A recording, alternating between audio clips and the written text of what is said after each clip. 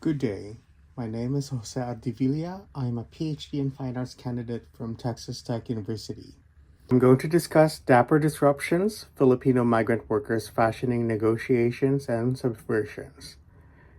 In this presentation, I cite a historical moment in 1930 California where Filipinos figured in a series of attacks by mostly white men, because some Filipino laborers refused to be allocated as just lowly stoop laborers by dressing up and by going dancing.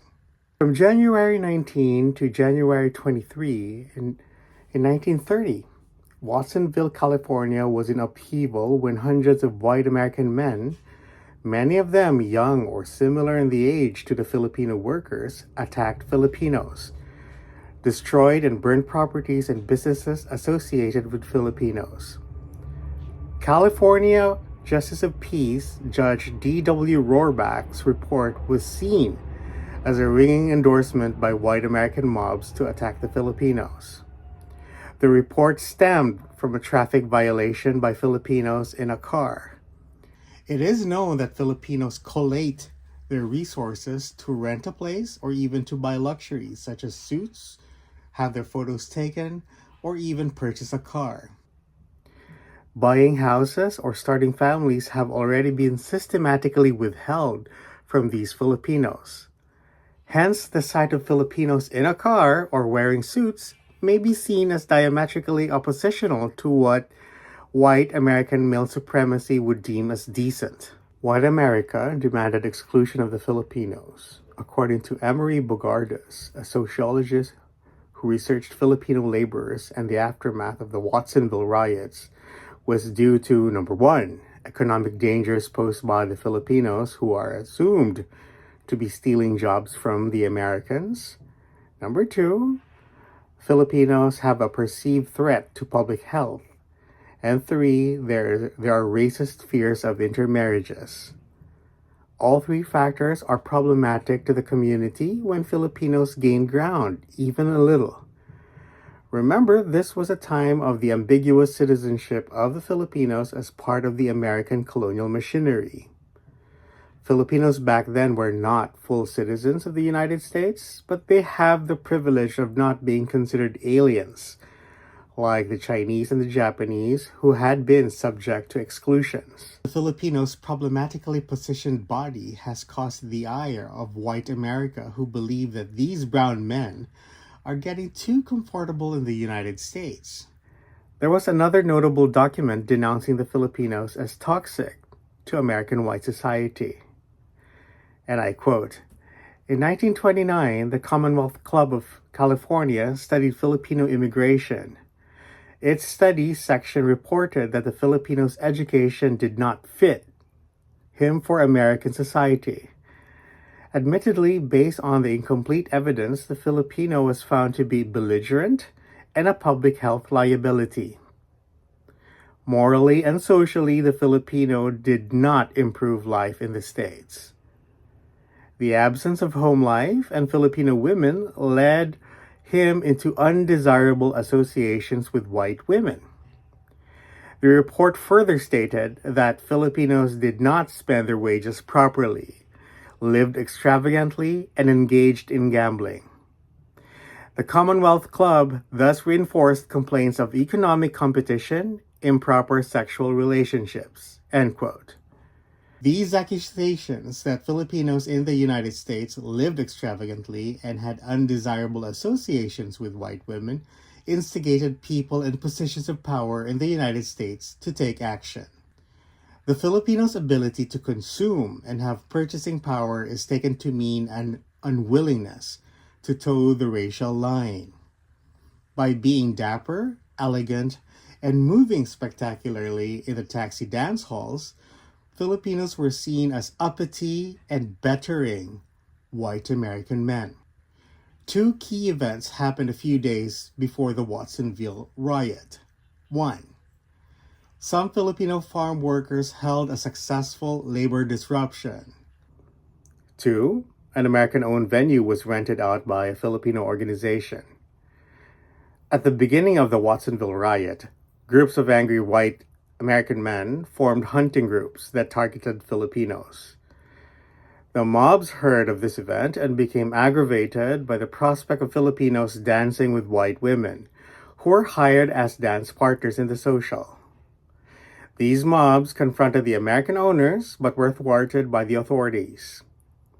This led to a spate of violence and property destruction.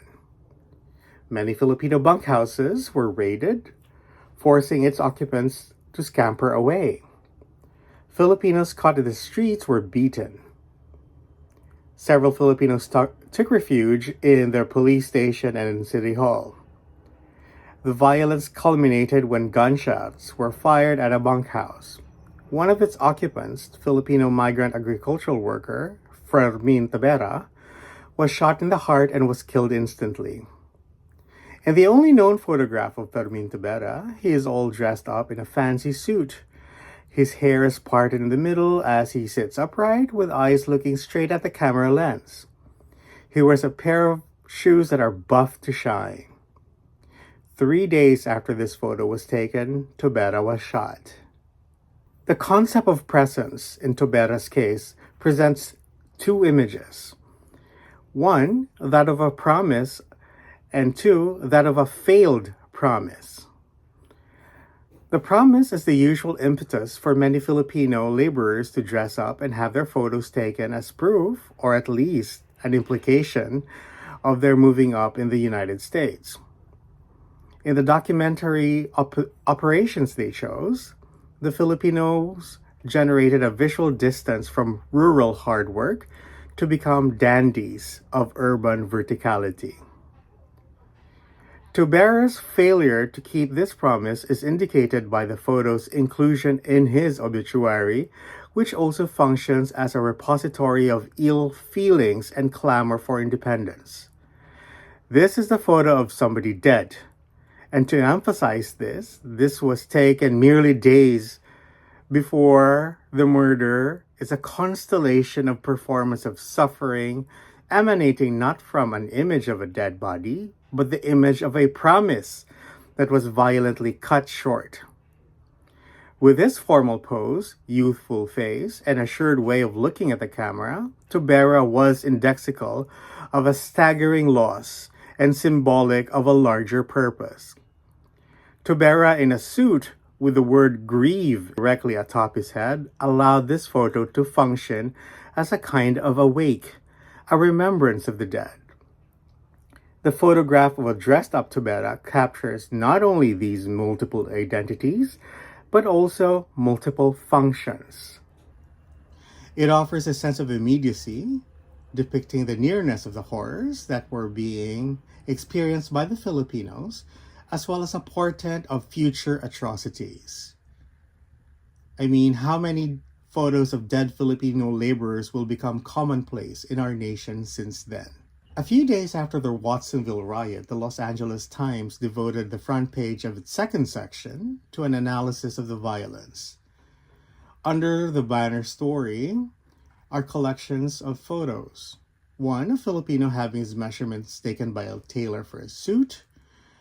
Next to the facade of a Liberty Dancing Academy that Filipinos frequent.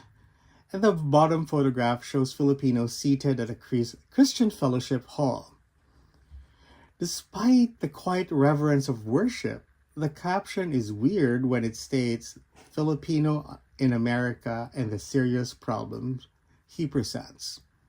The article has the subhead of, and I quote, "Search by Filipinos for companionship of white girls create grave social problems," end quote, which reminds the reader that the Filipinos are a contagion and a pollutant in the United States. The article situates that women who work in these taxi dance halls as ladies of terpsichore, the muse, which positions these working women as mercenaries that fan the flames of disruption among Filipinos, thus marking Filipino bodies as innately untrustworthy in their bouts of rebelliousness. And I quote, "There are many records of Filipino marriages with white girls, but it is the taxi dancer that exercises the greatest influence over the brown youths. obviously to increase patronage and gain added favors. Thus, the Filipino is preferred. He is a congenital insurgent from ancestral oppression, and while in ascendancy with a mercenary woman, she gently fans the flames of racial discord until such produce of the young Filipino an impudent, indolent, stupid dolt, insupportable in the social and economic plans and rope for our reign of reprisal. End quote. The mercenary woman sounds like an agitating, hyphenating agent that enables the resurgence of this inner chaotic agency of the Filipino. The Filipino and the taxi dance hall dancer are the ones responsible for the racial riot because they refuse to toe the line set by white supremacist America. The article never mentions that the discontented rowdy white American men as the cause of the riot. Instead, the article points to a criminal partnership between a mercenary woman and a Filipino with congenital insurgency. White woman peril is evident in this article, as well as Paul Kress's observation of taxi dance halls. The article sees these working women as mercenaries, and Cressy describes them to be predatory. Both writers view Filipino laboring bodies as potential victims of these women. Taxi dance hall dancers who lured the Filipinos were said to be going fishing. In this manner, the Filipinos that emanate from the pages of Cressy and Berger, the article author, came across as naive, fresh off the boat, and helpless under the hands of unscrupulous women, who see them as easy bait. However, it can be argued that the men's willingness to lavish the women with gifts and purchase their time continuously is not out of gullibility, but an act of agency. A few years after the Watsonville riot in 1933, the Tidings-McDuffie Act was passed, granting Philippines independence, that is, while remaining under the scrutiny of the United States, for another 10 years. Independence was not immediate but provisionary. The Philippines must prove itself capable of being a nation separate from the United States. Philippine independence was a new form of servitude, I would argue. The Philippines remained a vassal state to the American Empire, giving Americans continued access to Philippine industries and resources. More importantly, the Tidings-McDuffie Act proclaimed that the Filipino to be no longer ambiguous subject, but a decidedly alien one, and thus subject to immigration restrictions. Fermin Tobera is barely remembered today in the Philippines and is hardly mentioned in the Filipino history books. This is a symptom of what is to become a fairly present fixture of the Republic of the Philippines when the nation is reliant on overseas labor. The sacrificial body of the migrant laborer is a commonplace in our nation's failure to provide stable, decent jobs. Sadly, Tobera is not the first, nor definitely the last to be shipped back home in a box. It is such a common occurrence that dead laborers have become emblematic of the sacrifice of the overseas Filipino workers, who are anointed as Bagong Bayani or the new heroes. This continuation of American colonialism is vital in discussing the presence of Filipinos within infrastructures of global labor. The dead migrant laborer become a symbol of their noble sacrifice for the nation.